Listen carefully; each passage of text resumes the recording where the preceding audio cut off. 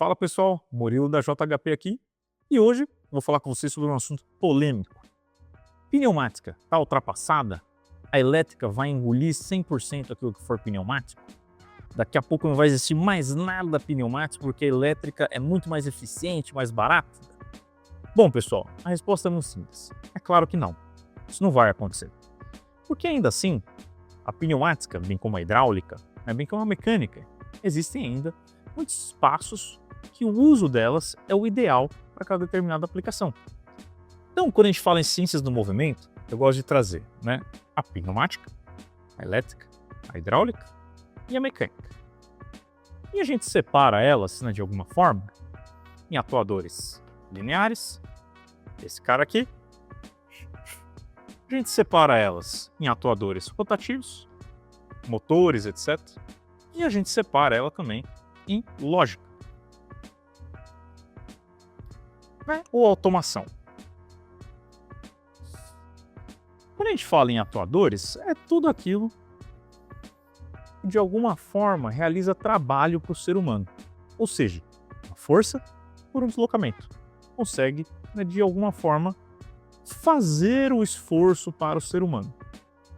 E quando a gente fala em atuadores lineares pneumáticos, eles ainda são os mais baratos e mais seguros quando você fala em aplicações diversas. Esse cara aqui é muito barato quando comparado com o atuador linear elétrico. Ele é muito caro. Você, amigo aí da indústria, se for procurar um atuador linear elétrico, vocês vão sentir na pele. Para você ter uma certa robustez, você paga muito caro por um atuador linear elétrico. Você encontra por aí uns mais baratinhos, mas não são muito robustos.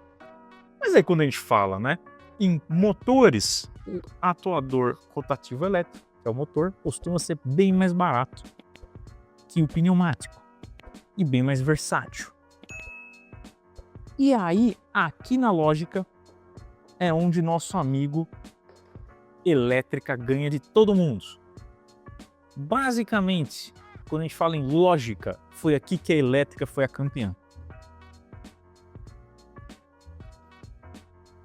Antigamente existiam lógicas, sistemas lógicos, válvulas E e O pneumáticas, válvulas E e O hidráulicas.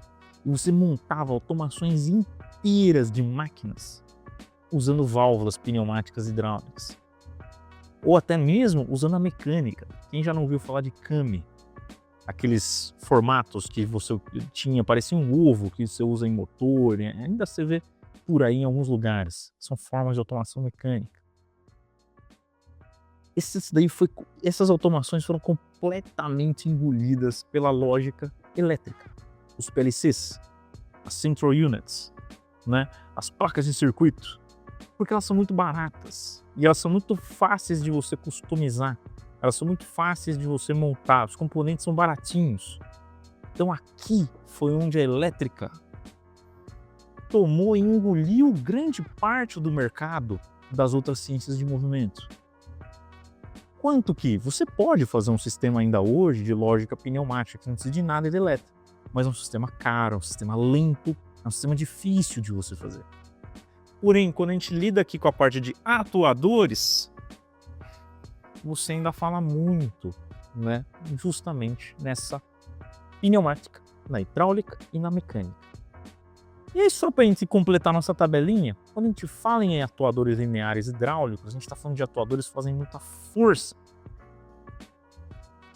E aqui também, você tem atuadores rotativos você tem atuadores rotativos hidráulicos que são conhecidos notoriamente pela força que eles exercem. E com uma pequena pecinha você já consegue torques imensos.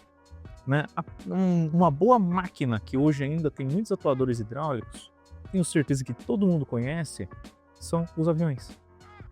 Ainda hoje aviões usam muito atuadores hidráulicos, porque com uma pequena peça você consegue fazer forças estupendas. E aí vale a pena. E o mecânico, hoje em dia, ele é um dos que são menos utilizados, porque muitas dessas coisas que a gente usa para poder substituir o ser humano, mas quando a gente quer multiplicar o esforço humano, Então aqui a gente vê principalmente o quê? Bicicleta. A bicicleta é uma forma de você ter um atuador rotativo, né, que multiplica a força humana para que a gente possa andar. E você vê outras formas de multiplicadores mecânicos em dispositivos mais simples, caseiros e por aí vai, né, mas não muito mais na indústria. Um pouco mais raro você achar esse cara, né? Então, espero que tenha ficado um pouco claro. Quando a gente fala que a elétrica vai tomar espaço da pneumática, da hidráulica e da mecânica, realmente ela vai, quando a gente fala em lógica, dispositivos lógicos, hardware para a gente poder fazer automação. Quando a gente fala em atuadores, ou até mesmo as pequenas válvulas para poder mexer esses atuadores, aí a elétrica ainda assim não é a ideal para todo uso. Na parte de motores, ela já é bem utilizada, mas em atuadores lineares, ela ainda é um pouco difícil de ser utilizada, porque muitas vezes você acaba pegando um atuador rotativo para transformar em esforço linear. Quando o cilindro pneumático ou atuador hidráulico, você consegue facilmente, né, com o deslocamento de ar, não precisa ter nenhum outro motor aqui, a não ser o motor do seu compressor ou o motor da sua unidade hidráulica, para poder fazer esse cara se movimentar. E um bônus para vocês, ainda também um lugar interessante de você usar pneumática principalmente, é quando a gente lida com áreas classificadas, que tem cada vez mais sendo um assunto que está em pauta. A pneumática ela é muito segura para você utilizar em áreas classificadas, ou seja, que existem gases com potencial combustível, que seja pó de soja, pó de milho, farinha, gás como butano, metano, vapor de etanol, gasolina, seja lá o que for. A pneumática ela ainda consegue ser utilizada ou amplamente utilizada em locais com a presença desses gases de uma maneira muito segura, coisa que a elétrica já não consegue muito bem.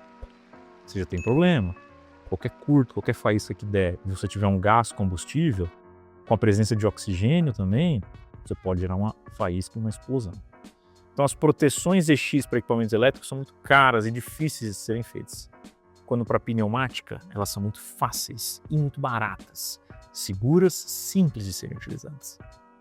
Então pessoal, espero que eu tenha deixado claro para vocês, não, a elétrica não vai engolir a pneumática.